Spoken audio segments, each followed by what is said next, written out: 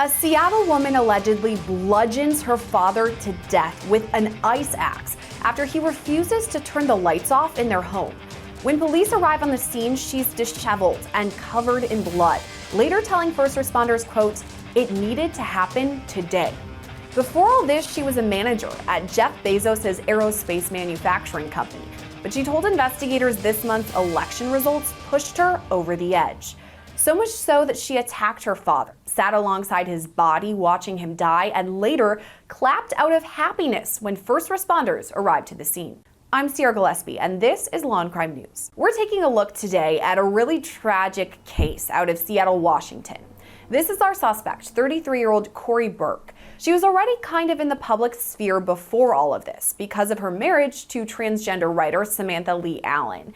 You may know Allen as the editor of the Condé Nast transgender news publication called Them, or as the author of Real Queer America, LGBT Stories from Red States. Burke also had a high-profile career working as a training program manager at Blue Origin, which is Jeff Bezos' spacecraft company.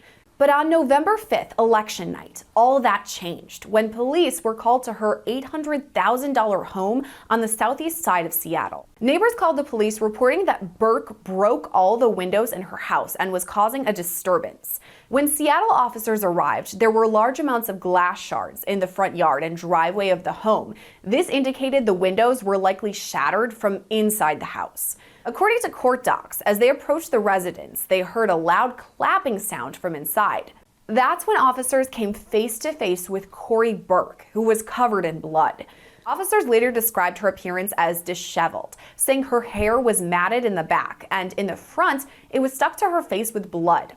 A responding officer reported Corey appeared to have a light layer of blood on the right side of her face, on her cheek, under her eye, and onto her nose. She also had a line of blood on her lower lip that was thicker and chunkier. This next part is a disturbing description. The officer wrote, quote, "The blood created a lip liner effect of blood just inside the curve of her lower lip. This is also where the hair from her head was stuck to the blood on her lip."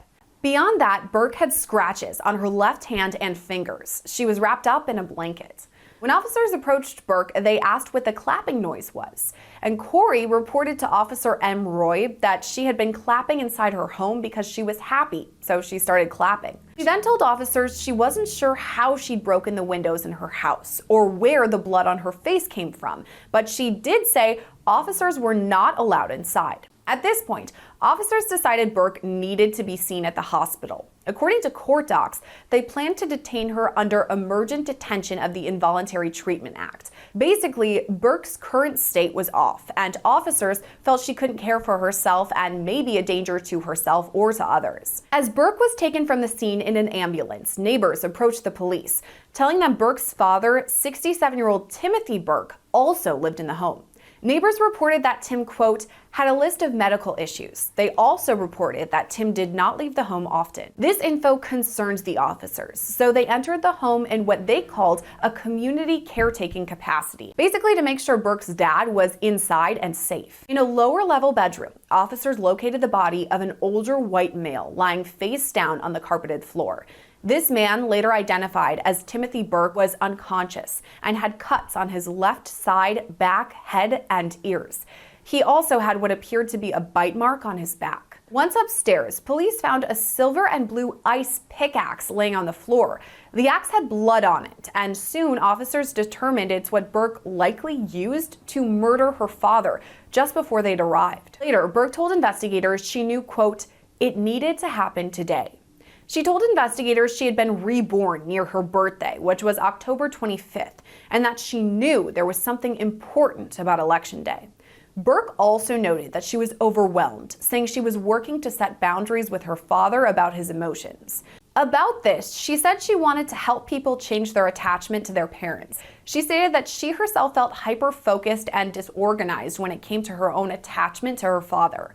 Here's where things get really intense though, and this is a direct quote from the affidavit. She then began to cry, saying she was upset because she thought she had acted too soon. Corey stated that tonight, when her father started arguing with her about the lights being shut off, that she just freaked out. Corey whispered to me, "Will it help?" I responded with yes. Corey then whispered, "I killed him." Burke told officers she was triggered when her father refused to turn off the lights, and she was upset about the election results, saying, quote, "Well, now the president is going to be Donald Trump." Burke admitted to using an ice axe to kill her father, later saying she had to choke him, quote, "and it was really hard, really effing hard." At some points, Burke says she felt she wasn't going to be able to choke him, so she bit him. The next part is also a direct quote from the affidavit, and it's chilling to say the least. Quote, Corey stated that once her father went limp, she felt better. Corey said that she then hit him with the ice pickaxe in the head several more times. Corey then sat next to her father and watched him until she saw that he was not breathing anymore. Corey then went upstairs and broke all of her windows in her home as an act of liberation. After all this, Corey Burke was charged with first-degree murder. So this case is definitely a puzzling one with lots to unpack. And for that, we're turning to former prosecutor and criminal defense attorney Matthew Mangino. Matt, thank you so much for coming on with us today. Thank you, Sierra. Okay, so on Law and Crime, we obviously cover a lot of murder. It's kind of what we do. But I rarely cover murders that have to do with an ice axe or an ice pick. That jumped out to me right away about this story. What were you thinking? Yeah, I mean, this is really a horrific story. A woman is accused of murdering her father, first trying to strangle him and then biting him and then beating him with an ice pick. I mean, or an ice axe. I mean, that's just really different, bizarre. Yeah, there's a lot going into this too, because there has obviously been this political divide with the election as of last week. And it sounds like that might have spurred this. There may have been a mental break. If I'm turning to like the defense attorney side of things, is that what you're thinking, that her defense may say this was a mental break? Well, I think that's the first place that they're going to look. And I think, there's some support for that. I mean, number one, the police officers who responded to the scene, sent her off with an involuntary sort of commitment where they wanted her to be evaluated for her mental health because of the way she was acting. She had blood on her face. The windows had all been broken out of the house. So even the police recognized that there was something amiss with regard to Corey Burke. That's going to be something that the defense is really going to want to explore as in much detail as they can, because it may be a mental breakdown that caused her to act the way that she did. And this is something we've talked about quite a bit throughout Law and Crime, but explain it to me a bit further, and maybe for audience members who don't exactly know. This would mean that at the time of the murder, Corey Burke was mentally incompetent to understand what she was doing. Is that right? Well, yeah, in a sense.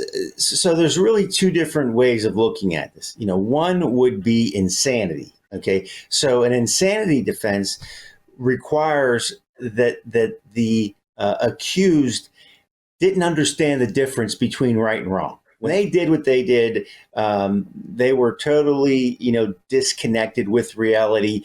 They thought that the victim was, a wild animal or was an alien, and what they were doing was completely justified. That's insanity. And insanity is rarely used, and it's rarely successful, quite frankly. The other issue is mental illness. So is she suffering from some mental defect where maybe she did understand the difference between right and wrong, but she was so burdened by this mental handicap, this mental illness, that she acted out in a way that, she knew was wrong, but she couldn't sort of control that impulse. The difference between the two, and in some states they have, for instance, a plea of guilty but mentally ill, which has its own sort of set of guidelines in terms of sentencing. The other thing about mental illness is that it could be a mitigating factor when it comes time for sentencing. It may not justify the conduct, and it may not eliminate responsibility for the conduct, but it might impact how harshly you penalize somebody for acting who was acting under a mental health issue. I'm glad you brought that up and kind of explained it for everyone, because I definitely wanted to touch on the mental health side of things, because it does seem to be involved in this case. But if we're taking a look at the specifics of the case itself, a lot of things really jump out to me. I mean, we talked about this ice axe, but throughout the criminal complaint, there's so much more. I mean, she's literally caught red-handed with blood on her hands, on her face when first responders arrive. And this part was strange to me too. She was clapping, and she later told investigators it was because she was happy. She knew that her father had just been killed and she was happy. What do you make of that part? Well, yeah, again, I think that goes directly to her mental health and, possibly even her sanity. Because, again, someone who's insane doesn't understand the difference between right and wrong. So a reaction like clapping and saying this is something that had to happen, may actually go to her sanity. I mean, she talks about, this was liberating and this is something that had to happen. And when she broke all the windows out of the house, that was liberating. In fact, if you look, as I'm sure you have, at the affidavit in this case, she even sits there with him after she assaults him and he's still breathing, and she sits there and waits for him to die. I mean, so this is really unusual conduct. And, does it rise to the level of insanity? Because I think that's something that really has to be explored here. I almost think it's kind of a no-brainer that this is a mental health problem. This is the woman who's in the throes of some mental breakdown. But does it rise to insanity, I think, is the issue that has to be explored here. You brought up something that was so stark when we were going through the affidavit, in that she attempted to kill her father, and as he's laying on the floor dying, she went up to him and waited for him to die, almost as if she wanted to completely get this job done. She was going to kill her father one way or another. Is that something prosecutors would highlight to the jury, because it is something so severe? It's her own father that she allegedly murdered. Yeah, I mean, there's two sides to every story. And so the prosecutors are going to look at this and say, hey, this is really cold. I mean, this is real malice. She sits there while he's gasping for air and waits for him to die. So certainly she had the intent to kill, and she did it in such a manner that it was, horrendous and outrageous. But on the one hand, is that really showing malice in someone who has a hardened heart, or is it showing someone who has severe mental health issues, or maybe even be insane at the time this occurred? Leading up to the murder, too, obviously she's mentioned a lot about the election. You mentioned the liberation when she smashed out all of the windows, but she also told investigators that her dad wouldn't turn off the lights. They kind of were in some sort of argument, and then she basically snapped because she wanted the lights off and he wouldn't turn them off. We hear about this word a lot, snapped. I mean, there's that TV show, Women Snap and Kill Their Husbands. Is this something that the defense would bring up in court, that she may have just snapped? Well, I think they're going to use that in some way to try to establish that she had a mental health breakdown. So a lot of times we hear about someone snapped, and often that's a lower form of homicide if there's a legitimate reason for snapping. So the typical story is, somebody comes home and their spouse is in bed with another person and they kill that person. That's in the heat of passion. Okay, so that's more like a manslaughter charge than a murder charge. Because someone wouldn't turn the lights out is not going to rise to the level that you were in the heat of passion. I mean, it's not a normal reaction to kill somebody because they wouldn't turn the lights down. So I don't think that heat of passion is going to play a role in this case. But it is a strange scenario when you talk about throwing in the election and that Donald Trump was obviously going to win, and she was distraught about that. I don't know where all that leads. We've talked a lot about her mental health status, which I'm sure the defense is going to take a look at prior to all this, what she's experiencing now, and her history. But if we're talking about the rest of her history, she is an intelligent woman. I mean, she works for this spacecraft company that Jeff Bezos created. Obviously, this is a smart lady who we would assume would know the difference between right from wrong. Will all of that be factored in as well? Well, I think it will be factored in, and again, what I think is important as you read through the affidavit, the police said that, she was disheveled, that her hair was kind of matted, which means that maybe she wasn't taking care of herself, physically. What is her history of mental illness? Was she taking medication?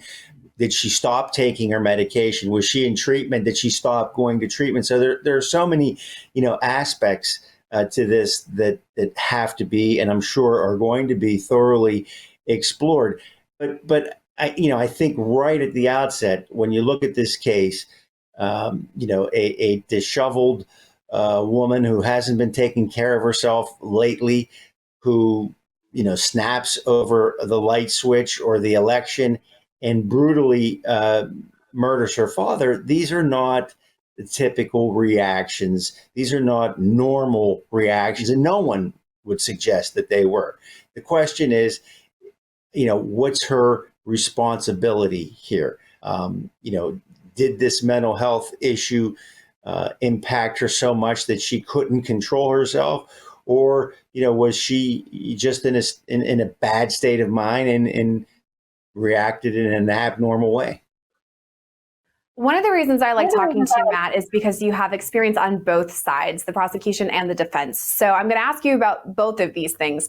What do you think the next steps are on both sides?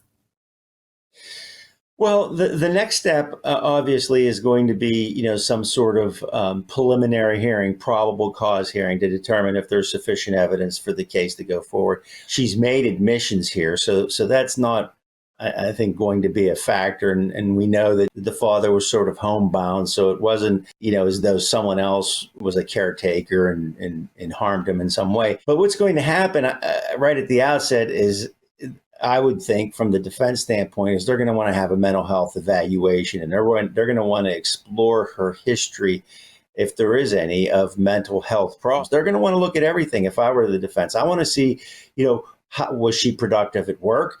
She had a good job, as you said, for 5 years. Had she had any issues recently? Was she still employed? Was she on some sort of leave? Was that leave precipitated by some sort of mental health issue? So there's so many things that need to be looked at. What was her mental health care? What was she doing? These are all, when I represent a defendant, I want to know everything I can about their life, because I want to be able to go to the prosecutor and talk about this human being, this person, not this file number, a person who committed a heinous crime. So I'm sure the defense is going to jump on this and get as much information as early as they can for presentation to the prosecution. So you mentioned the prelim. That's something we'll definitely keep an eye out for moving ahead. But right now she's being held on $2 million bond, which is a pretty large number, pretty substantial. Mm-hmm. What do you make of that? Do you think that was the right number? Well, the question is, in her situation, is she a danger to society? Would people be endangered by her being released and on the street? Whether she's a threat to flee, I don't know if that's the case or not. That you'd have to look into that in more detail to find out her background. But, in some states like Pennsylvania, where I practice, if you're charged with first-degree murder, you're not entitled to bail. So you don't get any bail at all. You just sit there until your trial is resolved. Now, she has a $2 million bond. In order to get that, she'd probably have to put up $200,000, and she's not getting that money back, or her family. So, and the fact that a family member is a victim might alienate you from other family members who might have otherwise tried to help you. So it puts her in a difficult position to make bail. One thing's for sure, this is a heartbreaking case that we're going to want to follow and see where it leads. For what we know right now, thank you so much, Matt, for breaking it down for us and giving us some insight. Well, thank you, Sarah. It's always great to talk with you.